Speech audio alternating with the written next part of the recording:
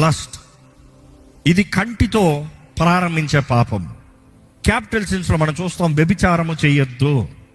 కానీ యేసుప్రభు అంటాడు, వ్యభిచారము చేయవద్దన్న మాట మీరు ఎరుగున్నారు, కానీ నేను మీతో చెప్పినది ఏమనగా, ఒక స్త్రీని మోహపు చూపుతో చూచినప్పుడే మీరేం చేశారు? తనతో వ్యభిచారం చేసినట్లుగా లెక్క.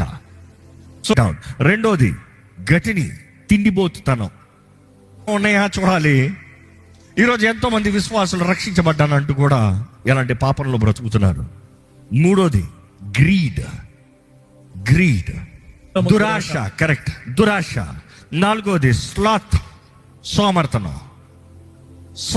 నాలుగోది సోమర్తనం, స్లాత్. రాత్, కోపం, లేకపోతే రివెంజ్, ఉగ్రత, కంట్రోల్ లేని కోపం. కోపపడుడి కానీ పాపం చేయొద్దు. అలాగే లాఫ్ట్ పెట్టుకుంటే అది ఒక ట్రామాగా, ఒక రివెంజ్ ప్రాసెస్లోకి మారిపోతుంది అది. సో రాత్ ఉండకూడదు. నెక్స్ట్ ఎన్వి, అసూయ పడకూడదు. పక్కవాడితో అసూయ పడకూడదు, పక్కవాడితో ఆశపడకూడదు, పక్కవాడితో కోరకూడదు. ఎన్వి. ఏడోది ఏంటంటే ప్రైడ్, గర్వం.